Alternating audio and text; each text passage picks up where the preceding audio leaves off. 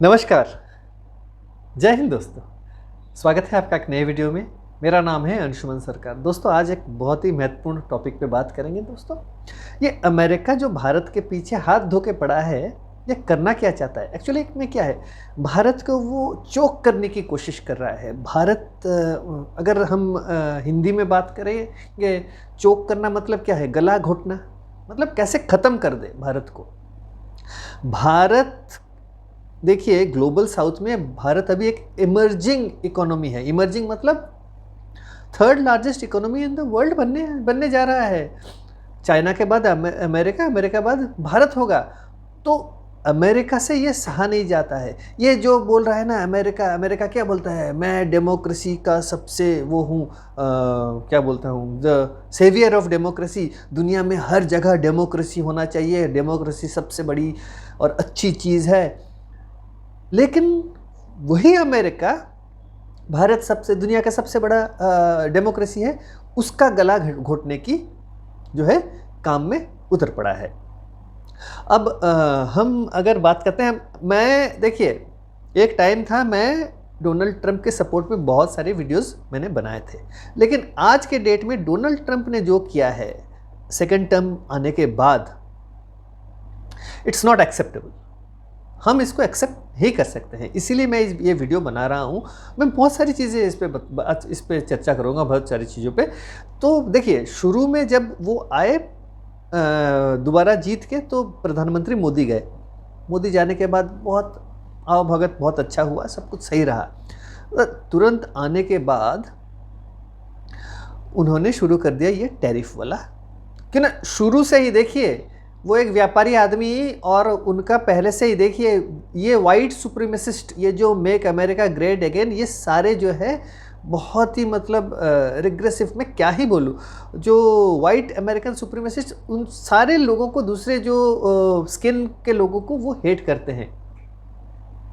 तो ये अब गोरे लोग जो है वो अपना जो स्किन कलर को लेके बहुत ही मतलब वो है, प्राउड है, जिसे बोलते हैं, गर्वित महसूस करते हैं कि हम सफ़ेद हैं, हम वाइट है, और जो भी ब्राउन स्किन पसंद नहीं है। तो ये वाइट सुप्रीमेसी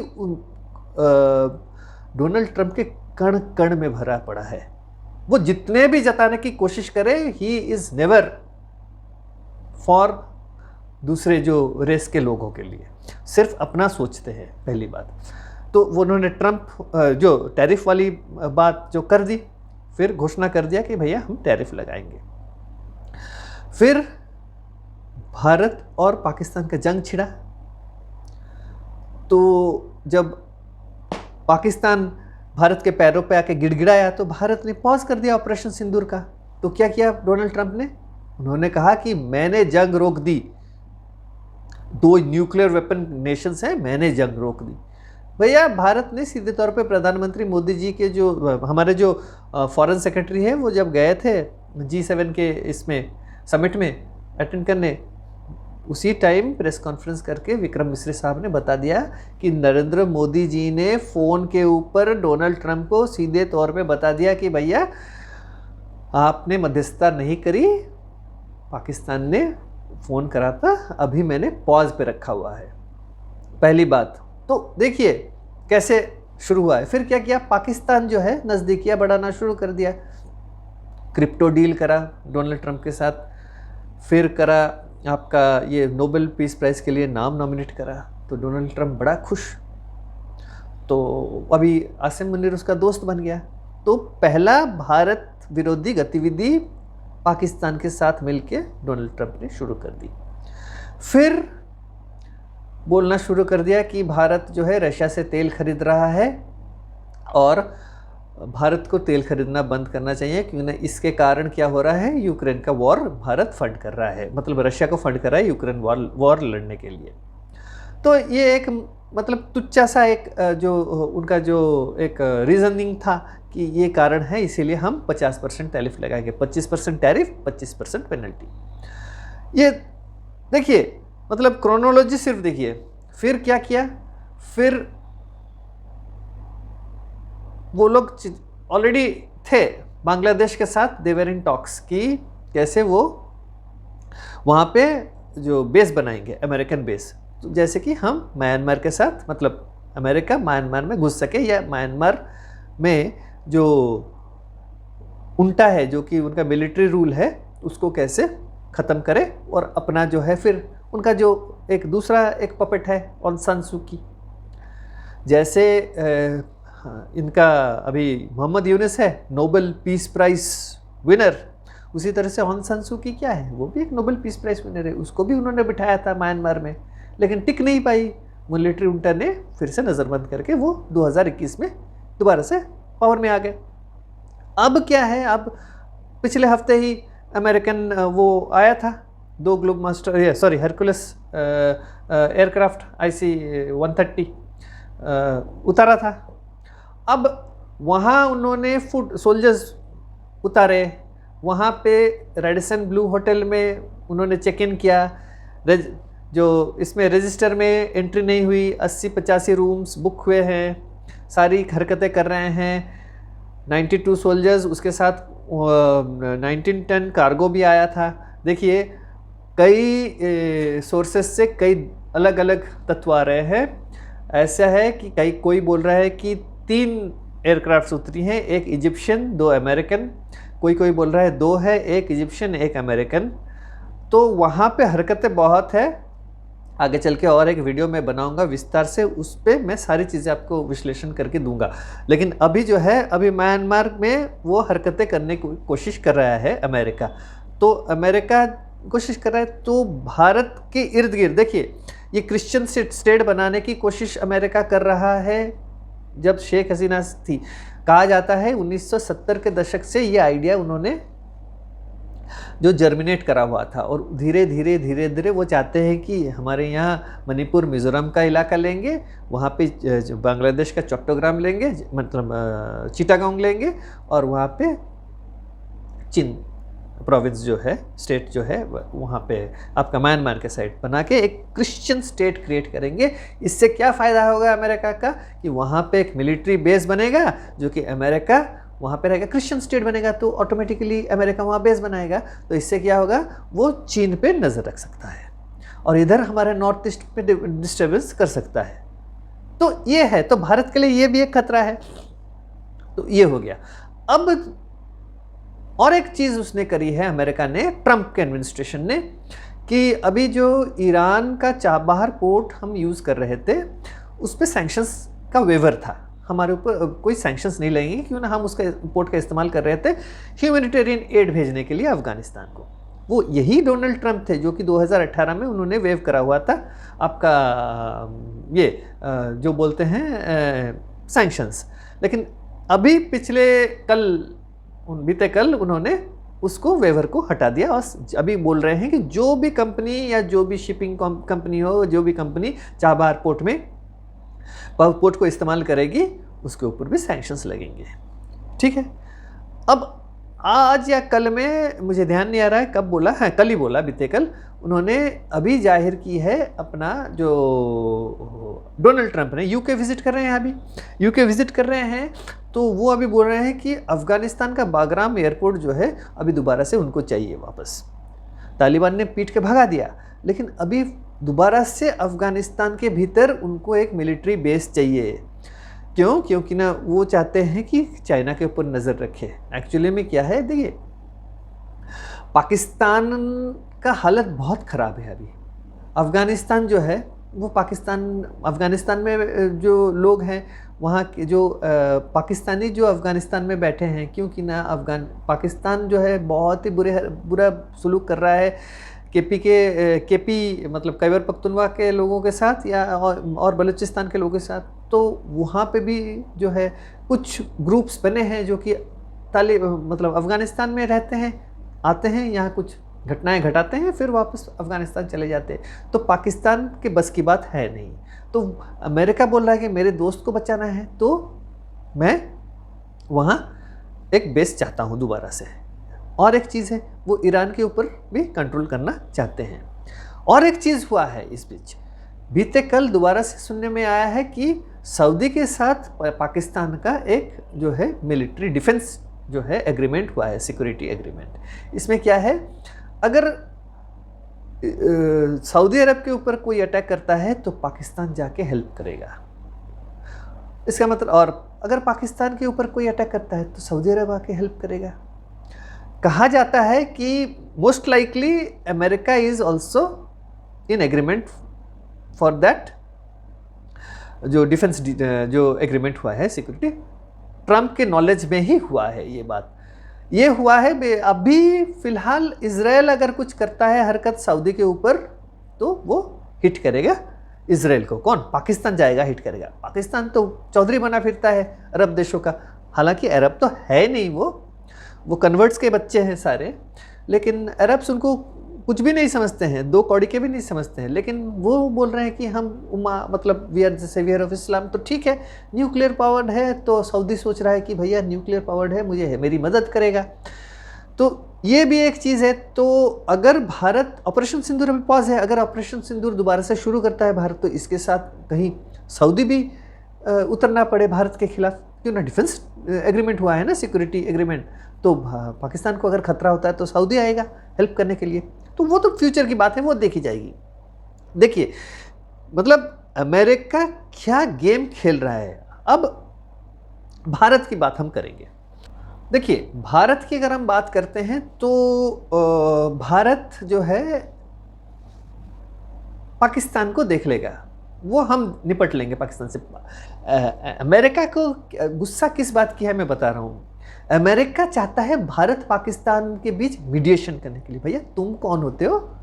तुम तो हो हजारों मील दूर, तुम्हारी को क्या पड़ी है, हम यहाँ क्या करेंगे। देखिए वो तो हम निपट लेंगे। ऑपरेशन सिंदूर अभी पॉज है, ऑपरेशन सिंदूर किसी भी वक्त शुरू हो सकती है। अब हम बात करेंगे जो है म्यांमार में, मतलब बांग्लादेश में आके घुसा है ना अमेरिका कोशिश कर रहा। देखिए म्यांमार के अंदर आके घुसने की और एक वजह है। वजह क्या है कि दुनिया का सबसे बड़ा रेयर अर्थ का जो है रॉ मटेरियल वहीं पे मिलता है म्यांमार के अंदर। अब म्यांमार के अंदर मिलता है तो चाइना जो है दुनिया का 80% जो है रेयर अर्थ्स वही सप्लाई करता है, मैग्नेट्स वगैरह सारी चीज़ें। तो वो कहाँ से रॉ मटेरियल लेता है? वो अपने यहाँ कुछ है उसका और लेता है, मैक्सिमम है म्यांमार से। तो अमेरिका आ गया है कि उसको भी रेयर अर्थ चाहिए, जो कि मुमकिन नहीं है, लॉजिस्टिकली भी मुमकिन नहीं है, वो कुछ नहीं कर सकता है। वो एक्चुअली चाहता है कि कैसे वो चाइना को रोके रेयर अर्थ के रॉ मटेरियल लेने से। इससे क्या होगा, चाइना का जो मोनोपोली है, दबदबा है दुनिया भर में, वो कम हो जाएगा। लेकिन इस बीच इसीलिए वो मिलिट्री बेस चाहता है और इसीलिए वो, देखिए बांग्लादेश तो बिल्कुल गया है, Bangladesh is gone from the hands. अभी बांग्लादेश का कोई है नहीं, ऐसे भी उसके माँ बाप कोई है नहीं। अभी शेख हसीना थी, एक नेशनलिस्ट थी, अपने देश के बारे में सोचती थी। ये तो बिका हुआ ये मोहम्मद यूनिस है और उसका एक चमचा है खलीलुर रहमान, सबसे खतरनाक आदमी है वो बांग्लादेश के भीतर। तो ये है। तो अभी वो एक्चुअली उनके यहाँ एक कमांडर भी आया था, एक स्पेशल फोर्सेस का कमांडर अमेरिका का, अप्रैल महीने से वो आके बांग्लादेश के भीतर था, वहाँ पे ट्रेन कर रहा था वो बांग्लादेश के फोर्सेस को ट्रेन कर रहा था। या रोहिंग्या जो टेररिस्ट्स जो एक बना रहे हैं, रोहिंग्या सैल्वेशन ग्रुप करके एक बना रहे हैं, इसका मतलब अराकन सैल्वेशन ग्रुप। ये क्या है, रोहिंग्या के कुछ लोगों को वो मिलिट्री आर्म्स ट्रेनिंग दे रहे हैं to fight the Arakan army in Myanmar. तो ये शायद वो स्पेशल फोर्सेस का कमांडर ऐसे ही कुछ ट्रेन कर रहा था। अब अगस्त 21 तारीख को अचानक से वो मृत पाया गया अपने होटल के रूम में। तो अभी तत्परता जो है अमेरिका का बढ़ गया है। अब अमेरिका जो है अभी सोल्जर्स भेजे हैं उसने, अब बोल रहा है कि मैं ड्रिल एक्सरसाइज करूंगा अपना। तो बायलैटरल हम ड्रिल करते हैं। भैया ड्रिल करते हैं तो इतने छुपा क्यों रहे हो? वो खुले में बोल देना चाहिए था कि भैया हम एक एक्सरसाइज, जॉइंट एक्सरसाइज करने वाले हैं बांग्लादेश के साथ, वो है। तो ठीक है। अब जो है भारत में क्या क्या हुआ है इस बीच, भारत अभी जो है उसको भी रेयर अर्थ चाहिए, अभी वो भी मैग्नेट्स प्रोड्यूस करेगा। और दूसरे जो जितने भी रेयर अर्थ से जो भी बनाए जाते हैं प्रोडक्ट्स, मतलब सिर्फ मैग्नेट्स नहीं और कई तरह के प्रोडक्ट्स बनते हैं जिस पे भारत महारत हासिल कर सकता है। तो इसके लिए उन्होंने क्या किया है, भारत ने भी म्यांमार के साथ जो है वहाँ पे एक KIA काचिन इंडिपेंडेंस आर्मी, ऐसा कोई आर्मी एक है जो कि टेरर ग्रुप है, मतलब टेरर ग्रुप नहीं है, वो भी इंडिपेंडेंस स्ट्रगल कर रहे हैं, आज से नहीं 1961 से ये ग्रुप है, एक्टिव है म्यांमार के भीतर। They are against, they want a separate autonomous region, तो ये फाइट कर रहे हैं। लेकिन ये जो है अभी काचिन प्रोविंस जो है उनका, उनके कंट्रोल में है, और वहाँ पे रेयर अर्थ सबसे ज़्यादा मिलता है, तो चाइना वहीं से लेता है रेयर अर्थ्स। और भारत ने भी यही KIA के साथ अभी उन्होंने बातचीत करी हुई है। इंडियन रेयर अर्थ्स लिमिटेड हमारी जो गवर्नमेंट की कंपनी है, वो वहाँ से रेयर अर्थ्स लाएगी, एक प्राइवेट कंपनी लॉजिस्टिक्स जो है वो मुहैया करेगा, मतलब भारत तक वो पहुँचेगा। तो ये हमारा नॉर्थ ईस्टर्न बॉर्डर के साथ बिल्कुल सिटा हुआ स्टेट है, तो हमारे को रॉ मटेरियल्स वहाँ से लाने के लिए थोड़ा सा दिक्कत है बिकॉज ऑफ द टोपोग्राफी। हमारा जो जोग्राफिकल जो प्रॉब्लम है, टेरेन वगैरह का लेके थोड़ा सा प्रॉब्लम है, लेकिन इसीलिए तो भारत जो रेलवेज जो नेटवर्क है बहुत जल्दी एक्सपेंड कर रहा है नॉर्थ ईस्ट में, बहुत जल्दी बहुत कुछ चेंज होने वाला है नॉर्थ ईस्ट का, पूरा काया पलट हो जाएगा नॉर्थ ईस्ट का। तो अभी जो है भारत ने सैंपल्स ले आए हैं, भारत रेयर अर्थ जो लिमिटेड जो है वो अभी सैंपल्स को स्टडी करेंगे, वायबल हुआ तो हम वहाँ से इंपोर्ट करेंगे। इसीलिए हम काचिन इंडिपेंडेंस आर्मी, देखिए हमारा मिलिट्री उनटा के साथ भी अच्छी दोस्ती है, चाइना भी वही कर रहा है, मिलिट्री उनटा के साथ भी उसकी दोस्ती है। 2021 में क्यों तख्ता पलट कराया था चाइना ने ऑन सान सू की, देखिए कोविड के बाद दुनिया ठप हो गई थी, तो इस मौके का फ़ायदा उठाया चाइना ने, कोविड करवाया ही था बहुत सारी चीज़ों के लिए। रेयर अर्थ्स का वो सिर्फ हाई एंड टेक्नोलॉजी का मोनोपोली अभी करेगा चाइना। मैं बहुत पहले बहुत सारे वीडियोस में मैंने कहा था, सिर्फ हाई एंड प्रोडक्ट्स वो मैन्युफैक्चर करेगा और दुनिया को बेचेगा और मोनोपोली करेगा। ये है, ये rare earths is one of them, AI technology will be another. तो ये जो है, ये अभी चाइना जो है वो कर रहा था, अब भारत उसके अंदर घुस गया है। तो अमेरिका जो सोच रहा है कि भारत को मैं बजा चखा दूंगा, वो नहीं हो सकता है। अभी भारत जो है, अभी they will start importing rare earths from Myanmar also.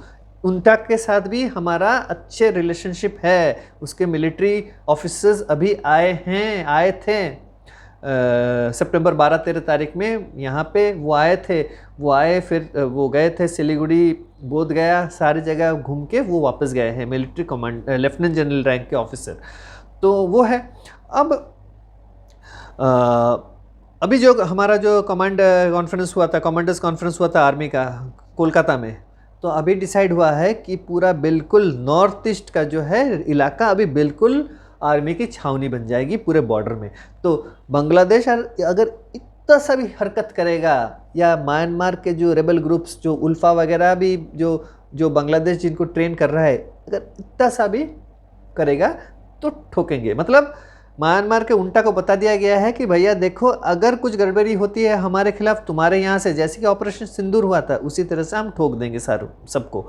तो उल्टा भी राजी है इन सारी चीज़ों के लिए। क्यों ना, उल्टा क्यों चाहेगा भारत के भीतर कोई गड़बड़ी हो, उसको प्रॉब्लम हो जाएगी। तो ये बात है। अब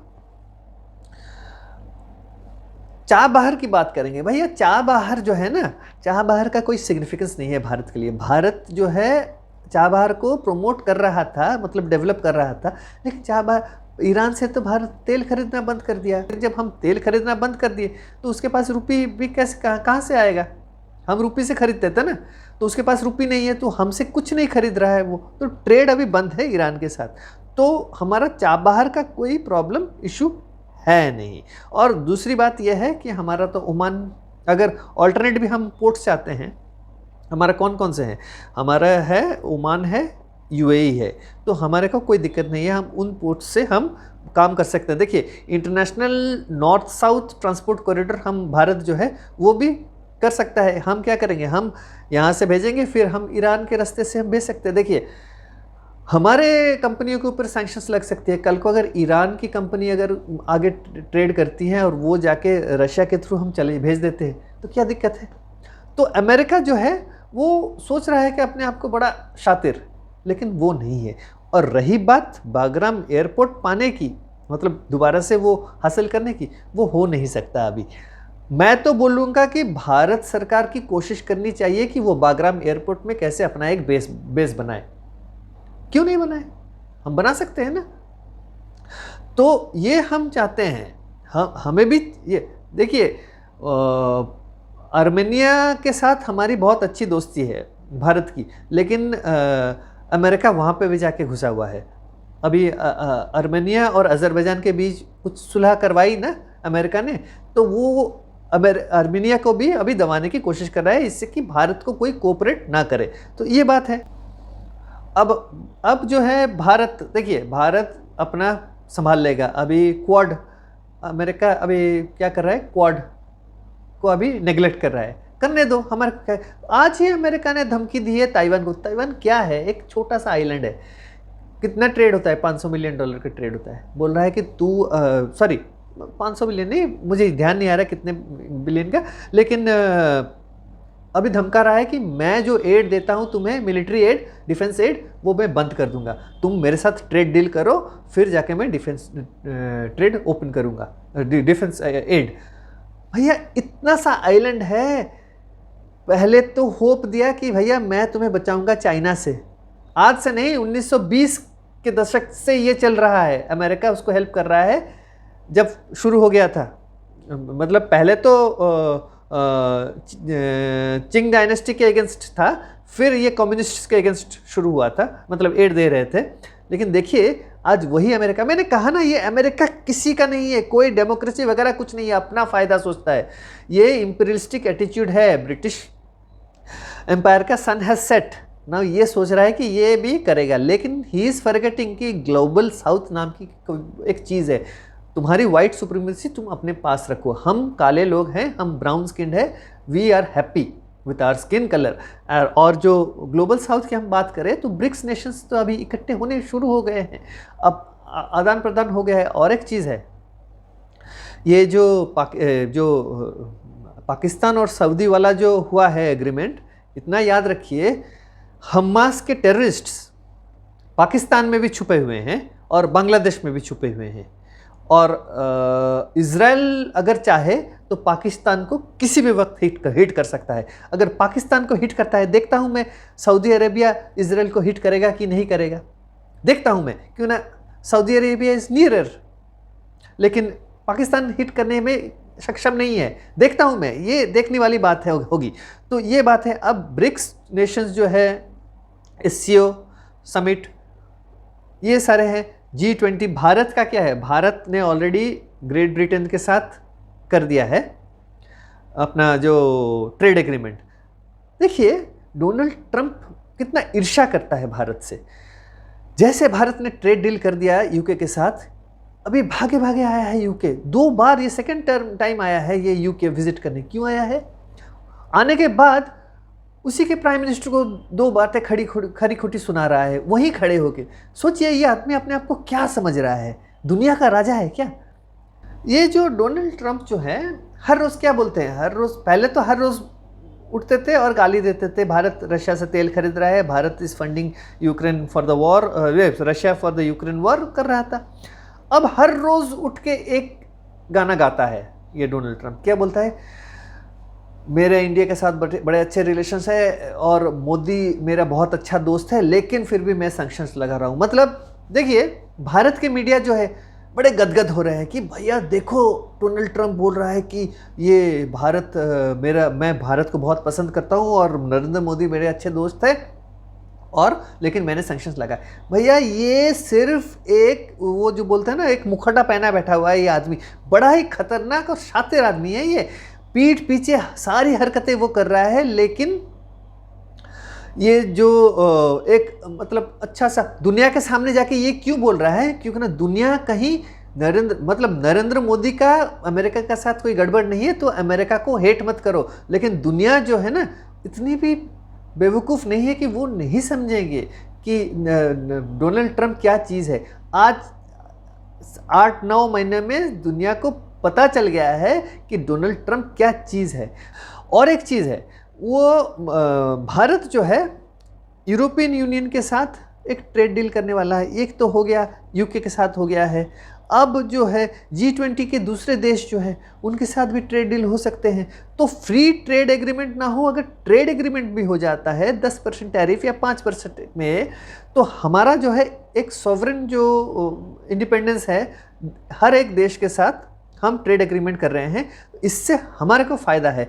अमेरिका जो है वो धीरे धीरे अलग थलग पड़ जाएगा। इसीलिए डोनाल्ड ट्रंप क्या चाहता है कि वो कैसे भी हो, भारत जिन जिन देशों के साथ बात कर रहा है उसी में जाके मैं घुसूं और भारत का जो है ट्रेड डील सारे बर्बाद करूं। लेकिन भारत भी स्वाधीन हो चुका है 1947 से, तो 75 साल इसके भी हो गए हैं।